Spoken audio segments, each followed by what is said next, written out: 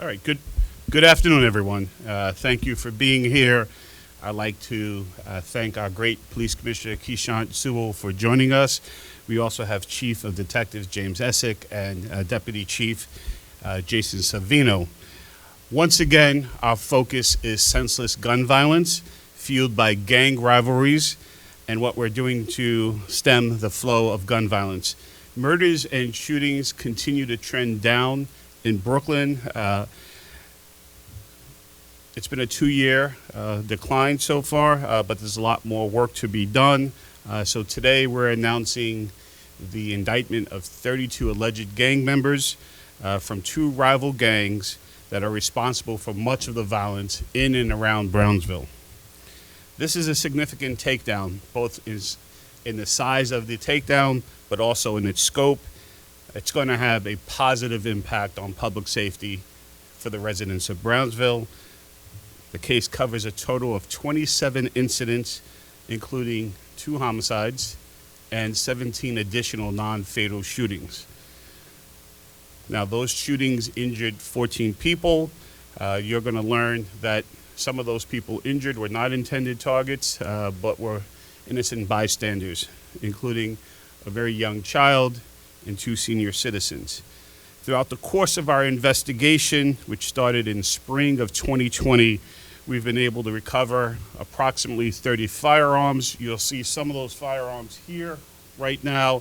There were additional firearms actually recovered today during the apprehension of some of the perpetrators, and so the police are still processing those handguns. Now, we allege, and I'm going to ask to show one of the face boards. There's 2 face boards here. The first one are members who have self-identified themselves as member of the gang WOOO, and they're there. And the second one is a face board of the members of the CHOO gang. We allege that all of these defendants collectively are responsible for shootings and other acts of violence and either participated directly in the shooting or directly assisted in these crimes. So removing these individuals from our community will have the desired impact of reducing people who are trigger pullers from our neighborhoods, making Brownsville a safer place to live for the many hardworking residents and families who call Brownsville home. The indiscriminate shootings and the disregard for human life by these gang members didn't just cost the lives of fellow rival gang members, but also terrorize law-abiding citizens and residents of our community, and as I've already indicated, injured innocent bystanders, including a 3-year-old girl who was leaving her daycare with her dad. We focus on these 2 gangs during this long-term investigation. They call themselves the WOOO and the CHOO, but they're really a confederacy. They're umbrella organizations composed of several subsets of local street crews and other gangs. Many of the names will be familiar to you. The WOOO consists of OMB, Gorilla Stone Bloods, Mac Baller, Baller Bloods, the 59 Brim, Pistol, Packing, Pitkin, PPP, and other street crews. CHOO has the notorious Folk Nation members in that, Moving Silence crew, Hood Stars, and many others as part of that. So these members, they fall under these banners, and they engage in acts of violence against each other. What makes this particular rivalry very unique in terms of Brooklyn is the close proximity by which these folks live together. It's persistent, and the rivalry is so fierce because, as you see on this map, this is a map of a portion of the 7-3 precinct. What you'll see, the red highlighted area are housing developments. There are 5 housing developments in that area, and the gray shaded areas are also 5 housing developments there. The red area is made up of the Glenmore Plaza houses, Seflo houses, Van Dyke, Langston Hughes houses, and Brownsville. It's considered to be WOOO territory. That's where many of the WOOO members live and otherwise engage in their activity. And the gray area, which is Newport Gardens, Marcus Garvey Village, Tilden houses, Riverdale Towers, and up north, the one gray area up north, which is Howard houses, is controlled by the CHO. Dumont Avenue is really the dividing line between these gangs, and that's where a lot of the shootings and activity take place, in that dividing line. You don't have to take it from us. We have a video of a alleged CHO member, Rolik Green, who's broadcasting on Instagram Live, and much of the antagonism that's between these gangs is fueled by social media. In this, he's standing in the Tilden houses with some fellow CHO members, and he just simply turns his camera around, and he's focused now on the Brownsville houses right across the street, and listen to what he says.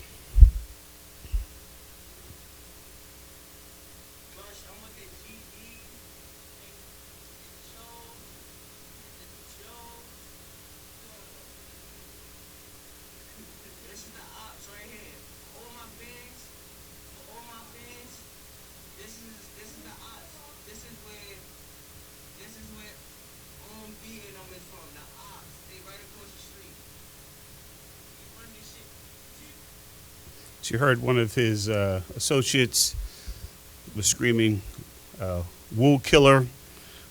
This is meant to antagonize and continue the fuel of violence.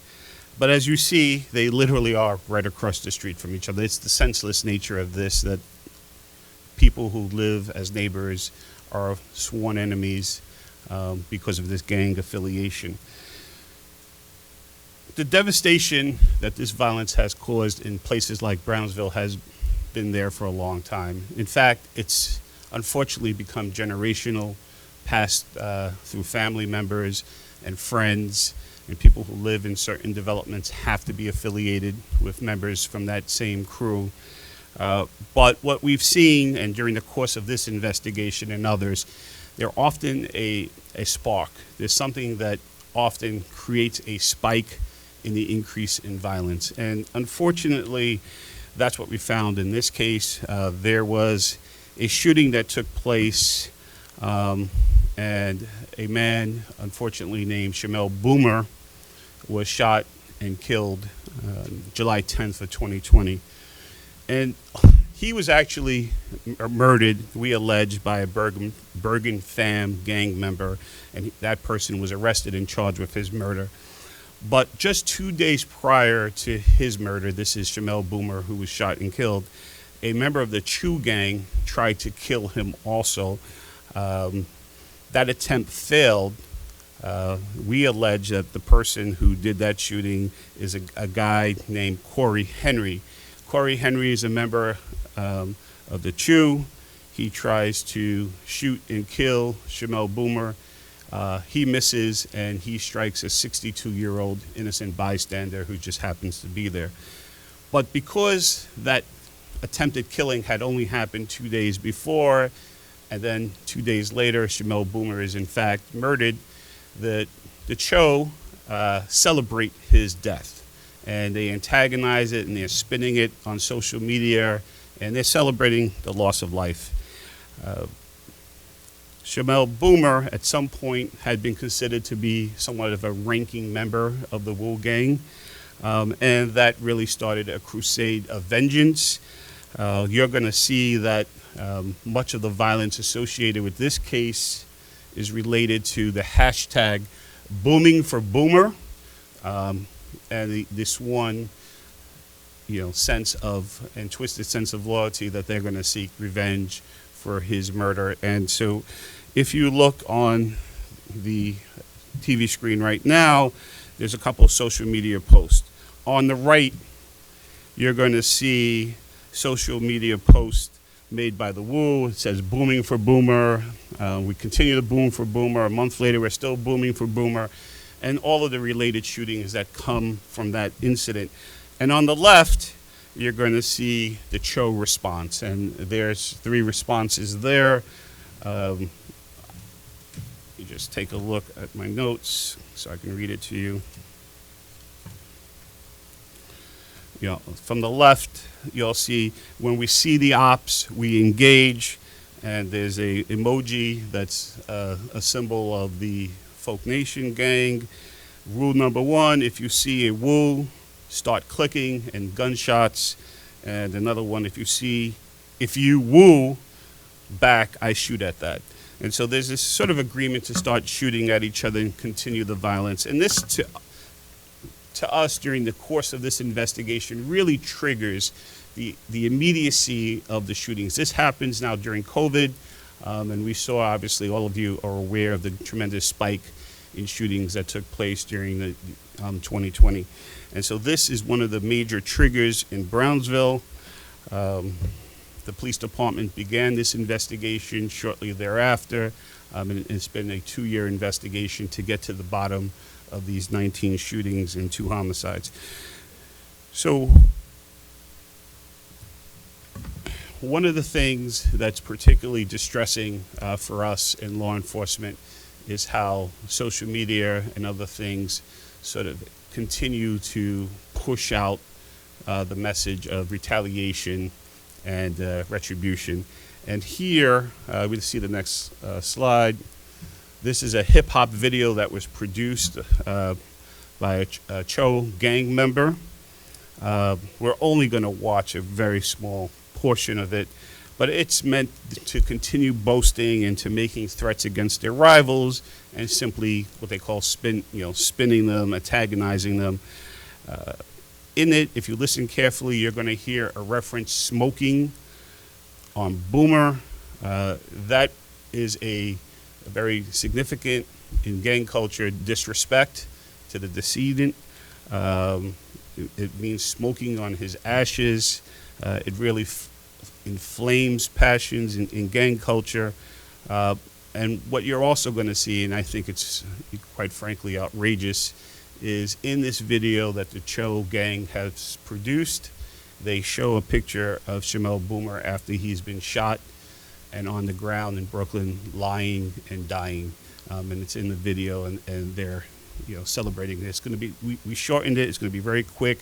There'll be a crime scene tape right after, so the person laying on the ground is unfortunately Shamel Boomer. Let's play the video.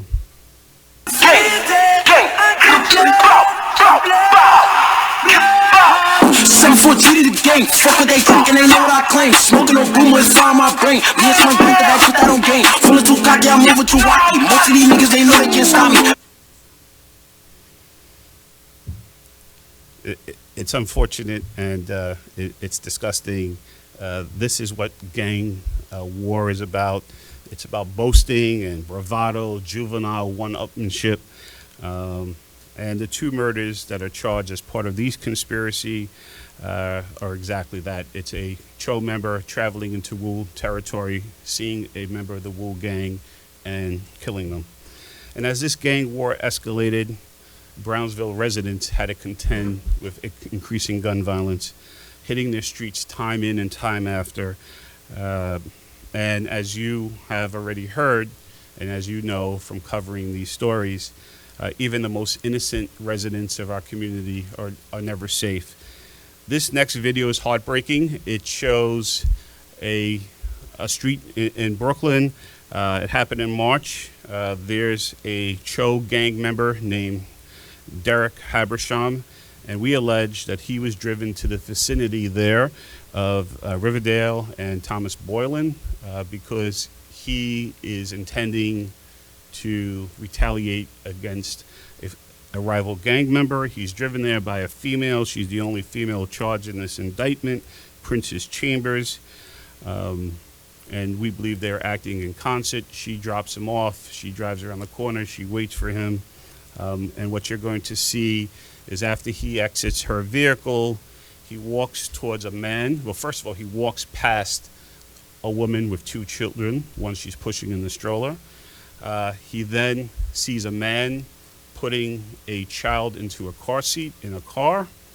And then there's another family, a man holding his daughter. And as he approaches the man who's loading his child into the car, he mistakes that person to be a rival gang member, and he begins firing his gun at least 4 or 5 times. He misses his target. Fortunately, that child that was in the car was fine, but Tragically, a 3-year-old girl who was holding her dad's hand leaving daycare was in fact struck by a bullet in her body. Let's take a look at that video to see how brazen this individual is. That's him walking up the block. He's already past that other family. You'll see a better view. He's now shooting at the man who was loading his baby in the car. We're going to see a reverse angle, and you'll see him walk by all of these babies on the street. And then gets into the car, the princess is driving, and they get away.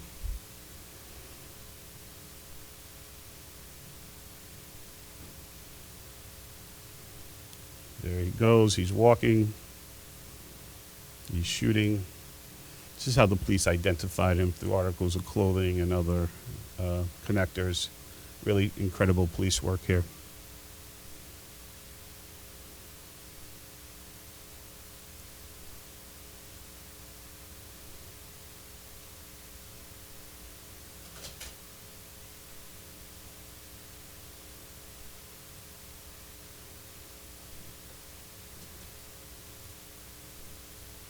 This is the view where you can really just see all the children walking in the street.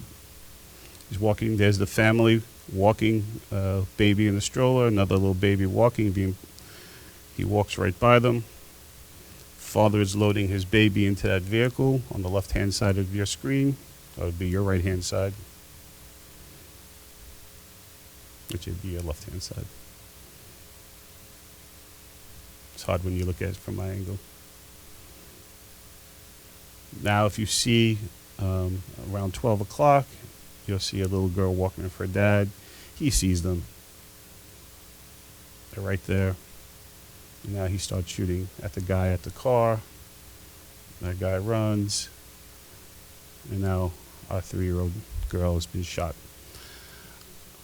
Yes, fortunately, she did survive. She suffered a direct hit into the shoulder area of her body. Let's just quickly show there's where you can see some clothing. That's where the bullet hit her. Let's move on to the next slide. So the shooter, and the good news is that that shooter was arraigned earlier today, and the judge remanded him. The shooter realized that he really screwed up, and the police, during the course of the investigation, uncovered some private group chats, some messages he had sent to some people, and he sends it as this private chat. The very next day, he includes, because he does want to get credit for taking a shot at what he believes to be a rival. Mind you, that person was actually misidentified, was not involved in gang life. He includes a link to a news report about the shooting, and that's the news link you see on top. And then the subsequent message, if you see at the very bottom, it says, "Did bad."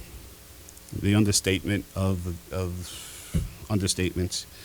But this gives you an idea of how investigators solve these cases. Combing through digital evidence, working with service providers and using subpoenas, compiling videos, matching clothing and other identifiable items worn by suspects, and carefully listening to their own words, describing their actions that they've taken through social media posts and other forms of electronic communications. These individuals want to get credit for the harm that they're doing, and they often talk about it. This work takes dedication and patience, and the work that you're seeing here today really highlights how the police department, has really used high-tech investigative strategies to solve cases that in the past may have not gotten solved. We had another shooting in April of 2021 that I think is also fairly compelling. You're going to see a CHOO gang member named Parnell Brown. Now, we believe that Parnell Brown had been targeted by WOOO members for some time, and a WOOO member named Davian Thompson, we allege, tried to run him over in the street in the car. What you're going to see is Parnell Brown walking on the street. trying to cross, and you're going to see a car kind of slightly veer to its right and then immediately strike him. After Parnell Brown is struck by this vehicle driven by a rival gang member, I want you to pay attention to what Parnell Brown does next. Let's play the video. All right, that's him. In the red, the car now is swerving right there, it's starting to swerve to the right. And as he's there, he's struck. Right dead center of the vehicle. He's knocked on top of the hood. He falls off. The vehicle now tries and engages in reckless driving to get away, and that's him running. He's now chasing the car that just hit him, and you'll see a better view, but he is shooting multiple shots at the vehicle in the middle of a very crowded, busy intersection. All right, let's see it again. That's him. He's waiting for someone to pick him up, and bang, struck intentionally, we allege. Falls off.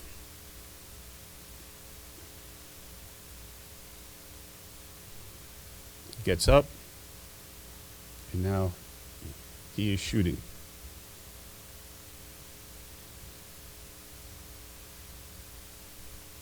It's a miracle that no one else got shot or hit by that car. You see how reckless the getaway driver is doing.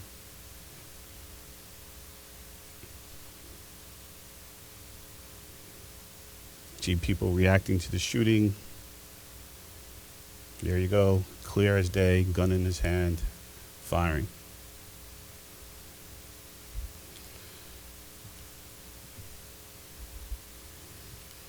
Now you may wonder how the police have got the driver. Well, it was really good detective work. They tracked that vehicle from Pitkin Avenue in Brooklyn. They followed that car all the way into Manhattan, where eventually the vehicle stopped. Let's see the rest of that video.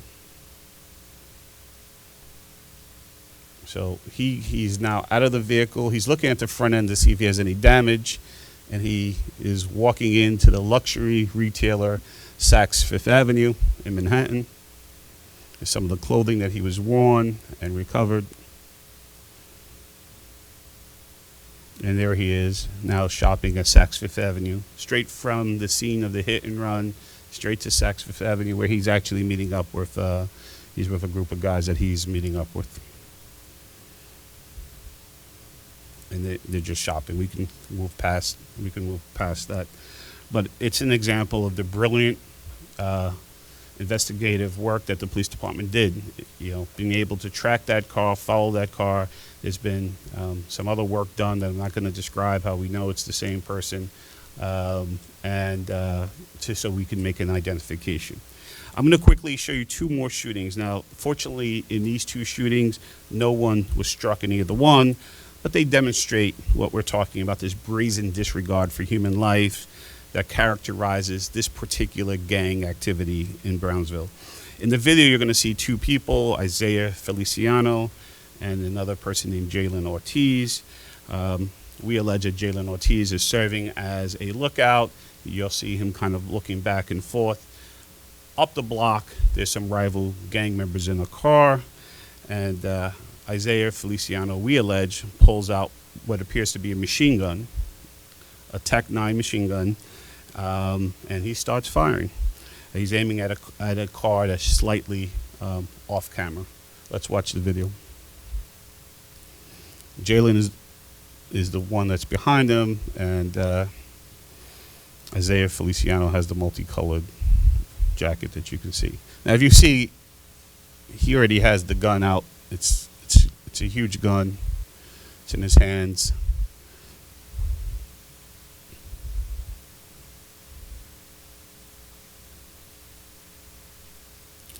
They're looking at the rivals.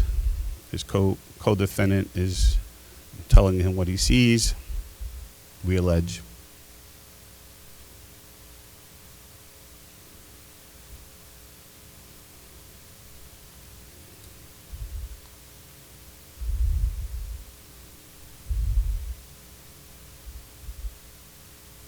now he starts to shoot. And you can see the rapid pace, which is, that gun was not recovered during this investigation, but is consistent with a Tec-9 handgun.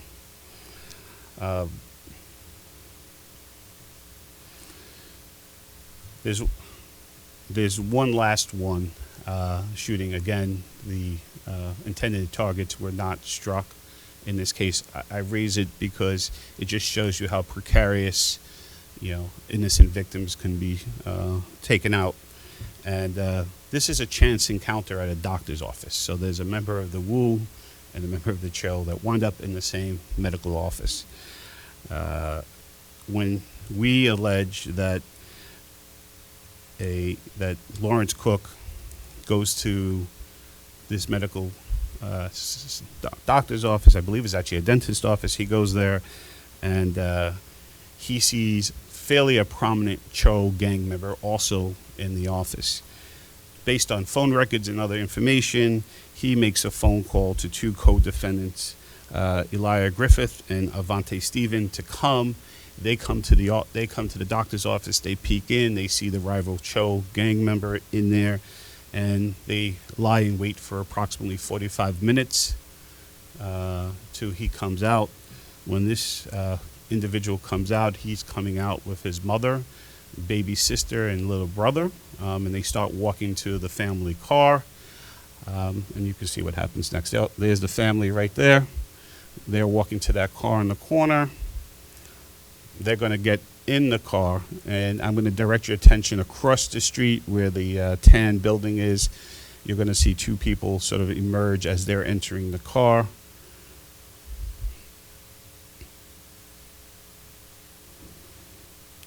And we allege that Griffith is the actual shooter in this case.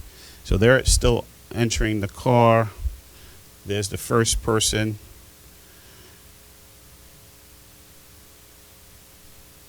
Here's his colleague. Now, they had checked out the medical office.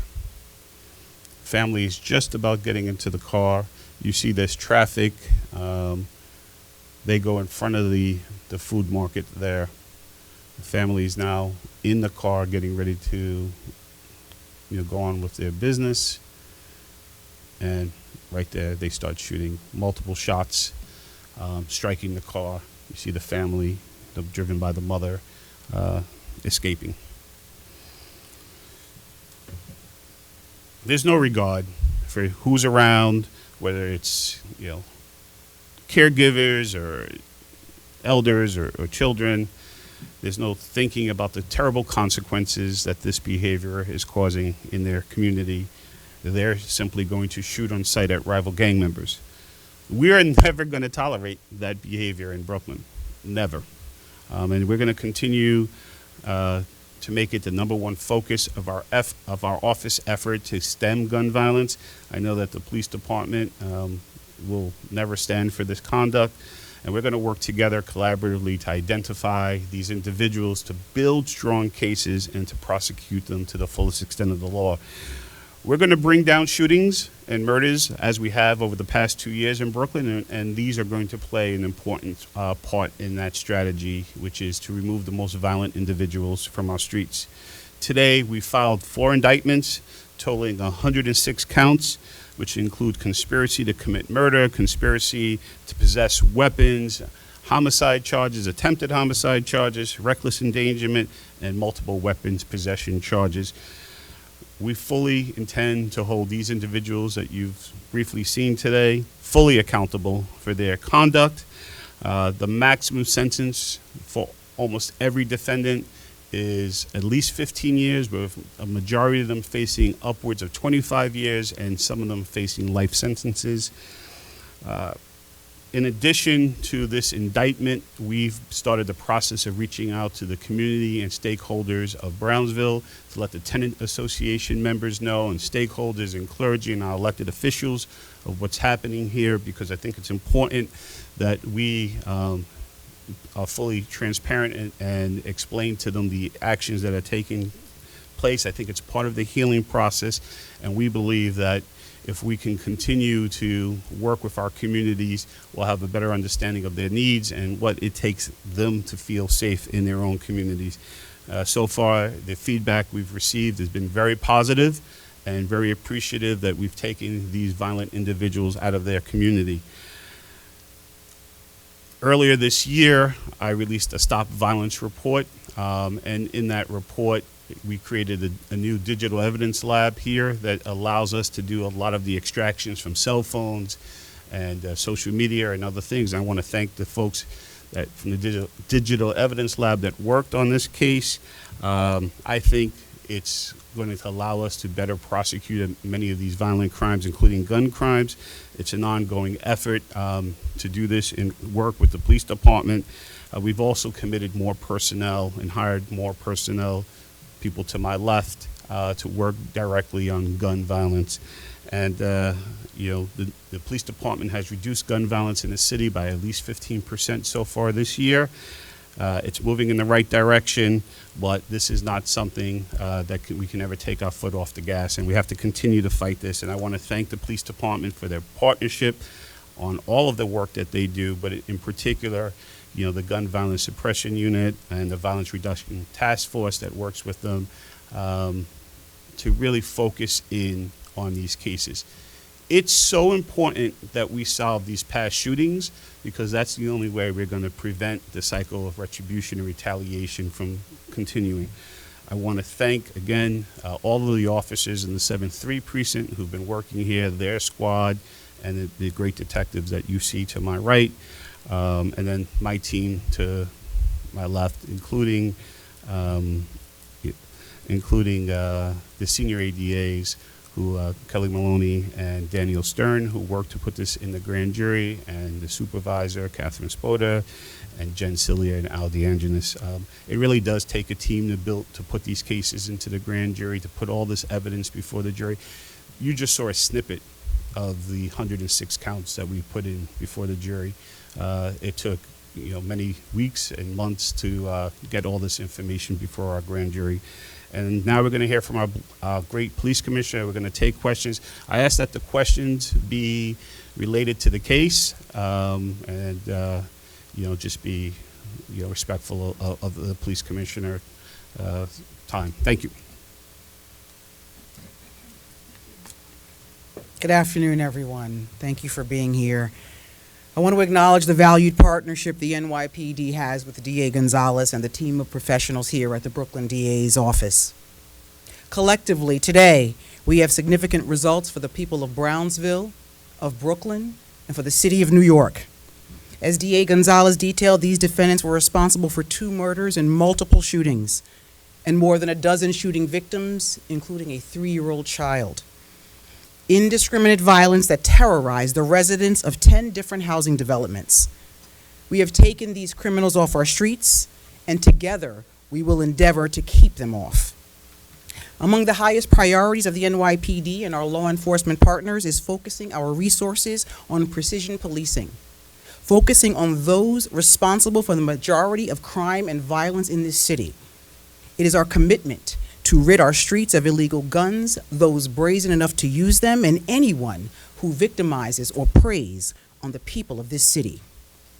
Multiple firearms were seized over the course of this 2.5-year investigation, and we are proud of the exceptional work in this case. The members of the NYPD Gun Violence Suppression Unit, led by their chief, Jason Savino, together with the skilled professionals of the Brooklyn DA's office, Violent Criminal Enterprises Bureau. These investigators work through more than 100 criminal counts to ensure that we hold these gang members accountable, and we will not stop. For some further details about this case, I'll turn it over to Chief Jason Savino.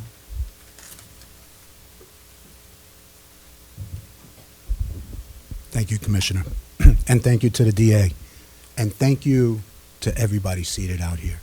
Just by the showing and looking at people's reaction, I can tell that you share our passion to eliminating gun violence. So good afternoon, I'm Deputy Chief Jason Savino, and throughout the year, our gun violence suppression team has been faced with the challenge of decreasing gun violence for our beautiful public. We promised to do every single thing possible to decrease and ultimately try to eliminate gun violence and keep our great public safe. We even called out gang members. We gave them the opportunity to shape up, or we may ultimately see them. We asked them to do the right thing. We let them know ahead of time that our mission and obligation would be fully dedicated to addressing the senseless gun violence that places our community members in harm's way. Some didn't listen. And as promised, we are standing here once again, and I'm just so proud to announce that today, our beloved Brooklyn is just a bit safer, with some of the worst of the absolute worst now in custody. But before I go into the investigation, I just have to extend just extreme gratitude to our case detective, John LaMariana, who just worked relentlessly, along with many of our partners, which I'll ultimately circle back to. But John really stood out and just showcased one-of-a-kind dedication and passion, really as passionate as I've ever seen, towards one objective, keeping our public safe. Also have to mention just briefly our team supervisors, Captain Ryan Gillis and Sergeant Yancey Blow, who ultimately provided just enormous guidance throughout this case. And I just need to note also that I'm just so blessed with an entire team at Gun Violence Suppression Division. We consider and treat the members of our community much like family. We take our purpose and goal of protecting our great public, we take it to heart, we take it personal. So today's announcement, along with those to come, it shows NYPD will remain absolutely relentless in combating this irrational gun violence. Let's get right into the case. So Wooville is an investigation addressing several gangs that fall under the WOOO and CHOO umbrellas. When we talk WOOO, we're really talking Gorilla Stone Bloods, and under the CHOO, the folks in the Mac Ballers, like the good DA mentioned earlier. We utilized our next level precision policing policies and addressed the right subjects. You have to remember, even amongst gangs, there's very few shooters, these alphas that really endanger everybody around them. This is who we build our cases around. Case in point, 32 subjects in this investigation. 30 of them have either been arrested for a shooting or allegedly charged with a shooting with this new indictment. So on at least one occasion, and we have many others with more than one. Why do I mention this? These are the trigger pullers. These are that small group of individuals that make it downright dangerous for all the great people in our communities. We'll speak to the gangs as a whole. In a word, reckless. As reckless as we've ever seen. You witnessed the videos. It paints a picture. These gangs would shoot at their oppositions in vicinity of high schools, daycare centers, MTA buses, and densely and highly populated areas. No regard for anybody in the area.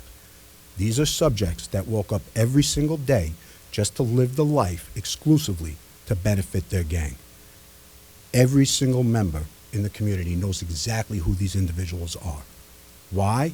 Because they make daily living life uncomfortable and downright dangerous, not only for themselves, but for everyone around them. Now, I've been doing this for a long time. You rarely see crews with dominance of this magnitude, with the influence and thresholds that these gangs held over a relatively small area. Have to note, much of the violence, and I'll echo once again the DA's sentiment, much of the violence fueled by drill raps, where subjects call out opposing members, challenging their opposition to engage in violence, mocking those that are deceased at the hands of gun violence. DSAV, a self-proclaimed best drill rapper in Brooklyn, two of his most popular drills, Blicky in a Box and Folk in a Trunk, both make references to multiple homicide victims. They actually mock their death, the utmost humiliation. Now, these drills that I just mentioned, those two drills, have upwards of 10 million YouTube views. Now, just take a moment to think about that. Think of the audience that they're reaching. Our children are listening to this. Displaying firearms is routine and shooting at other gangs glorified. And the insults have no limits. Now, what do these insults do? They create that on-site atmosphere. So because of the challenges mentioned in these drills, opposing teams or ops would also carry firearms, and they would shoot at each other the moment they saw each other, hence the phrase on site. Now, this just creates just a dangerous atmosphere for our public. Consider the following ages: 62, 60, 17, 17, and 3. These are ages of victims that were shot during this investigation. This is the wisdom and the children of our community, shot due to the just sheer disrespect for life that these gangs showed. I'd like to speak once again to our 3-year-old shot in the shoulder. It demands repeating. Now, words cannot describe the horror that victim's family and caretakers experienced that day. As the daycare was dismissed and a high school in close proximity, as our subject, without remorse or regret, fired shots, striking our little Tierra. Now, we all know fired bullets have no names, a theme we've seen tragically far too many times. These gangs terrorized our streets, and we're here to say, quite proudly once again, no more. So right now, in all, 28 subjects are now in custody as a result of our investigation. Just want to quickly note, this is one of numerous takedowns our Gun Violence Suppression Division has initiated. Now the holidays are approaching, and our teams will not let up. We will continue to address every gang in this city, every street in this city, and every trigger puller in this city. The cases we initiate are far-reaching, affecting, and protecting the entire city. The best part is there's a lot more to come. With that being said, to our gangbangers out there, if you are the worst of the worst, if you recklessly engage in gun violence and endanger our great communities, if you are one of those few individuals that make the daily life of our great people dangerous and uncomfortable and feel no remorse about it, don't wait. I will say it again. Do the right thing. Do it for your family. Do it for your community. But change now, or we may see you soon. A lot of kudos just to go around that to bring us here. Our Brooklyn investigative chiefs, Joe Galata, Fernando Gamarez, I know you're out there, along with our Brooklyn squads, particularly that 7-3 squad and the homicide squad, all partners throughout this investigation. The 7-3 precinct and housing safety teams responsible for many of the guns that you see on the table in front of you. Our entire team at Warrants, really as good as they come anywhere. Our DA, Eric Gonzalez, dedicating your team's partnership. Al DeGeneres, Kelly Maloney, we really held hands throughout this investigation. Our Chief of Detectives, Jimmy Essick, we simply couldn't ask for a better mentor and coach. And our Police Commissioner. We are absolutely honored to serve you. But lastly, and I say it often, but it bears repeating, there's a special thanks to the community that we serve. Our community. This is why we became cops, to improve the quality of life, keep our great members safe. We are the gatekeepers. We tackled our mission collectively, and as a result, our community is safer. Thank you.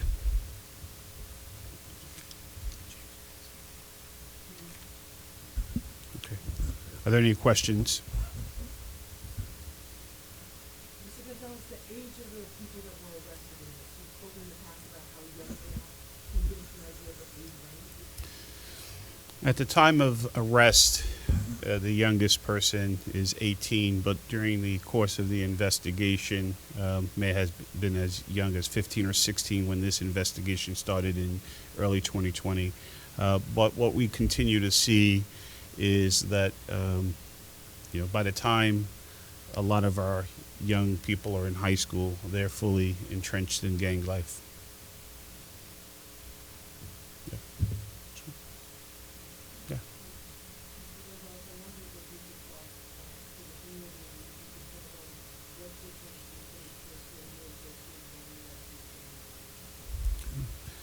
Well, as we've heard, these are the worst of the gangs. These are the people in the gangs who are most likely to be carrying firearms and to be shooting. And if, quite frankly, there's two ways that the interruption of retaliation and retribution happen. It either happens because gang members continue to shoot and kill each other and take out who they're aiming for, or they get a law enforcement response and we're able to identify them, arrest them, and then stop the violence from occurring. And for the residents of Brownsville who don't want to be caught in this crossfire, that is the best option, that we go ahead and we find the people responsible for these shootings. It's why there's been an emphasis made in this office with the police department to go back and solve older cases, because that harm and that anger is not unabated unless there's this action taken and we separate folks and we separate them from our community. Historically, whenever we've taken one of these takedowns, we'll see an increase in the peace. And the people of Brownsville, as I said, we've already been in communication with them, and they're very happy that these men are off the street.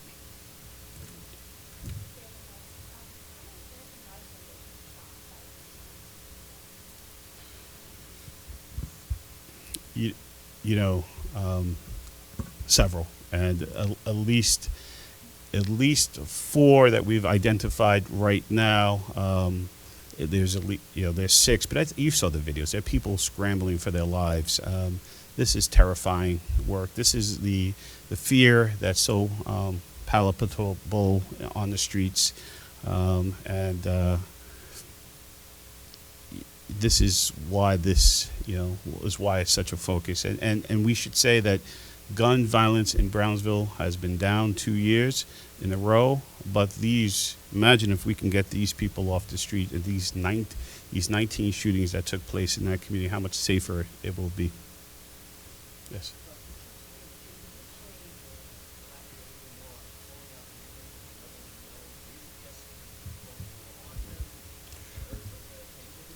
Yes, this is something we routinely do. I mean, thus far, 7 takedowns for Gun Violence Suppression Division this year, and at each one, there's opportunity out there for individuals. There's opportunity to change. I'm a member of the mayor's Gun Violence Prevention Task Force, and when you see the opportunities to evade exactly what we're seeing today, that's what we give the opportunity for. We want people to do the right thing. But for those that don't, then there will be consequence. I mean, as far as measuring it, that's hard to measure. Obviously, shootings are down right now, so that's one indicator. I'd like to think if we touch one individual out there right now, that's one added for our count. But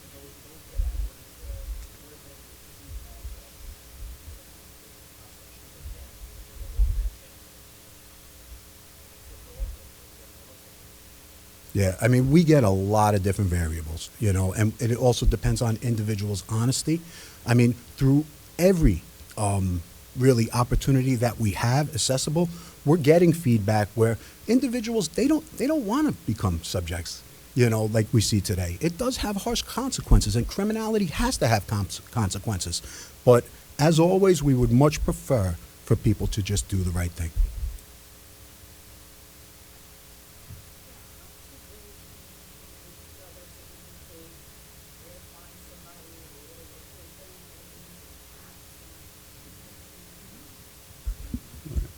I'll let the police department, but it's a lot of direct communication through encrypted apps, and but a lot of the work, a lot of it is an invitation to engage in gun violence. What they'll do is they'll post a Facebook Live or Instagram Live saying, "I'm here in your territory. What are you going to do about it?" But if there's more specifics that you want to.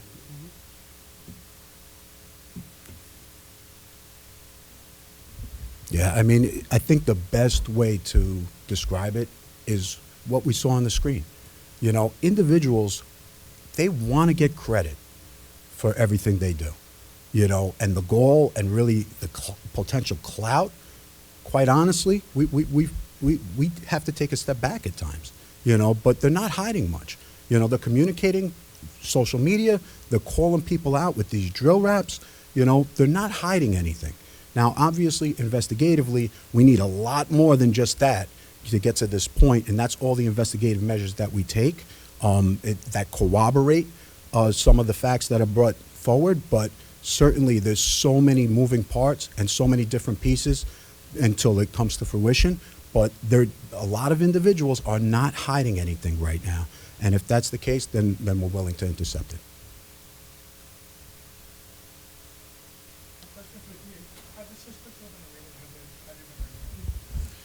It's ongoing. I believe there's 4. Right before we started the press conference, there were 4 people who have not been apprehended yet. They may be in custody by now. Teams are out there looking for them, and the arraignment process has started. So we'll have our communications team tell you what the bail status and remand status is of all the defendants once they've been arraigned. I should note that when they were brought into central booking, they were rival gang members, and they caused quite a commotion inside central booking, trying to get at each other even while in custody. So, we know we have the right people in custody, and as you see during the course of this investigation, this is only some of the guns that this investigation has revealed. Thank you, everyone. Thank you for covering this. Commissioner, thank you so much.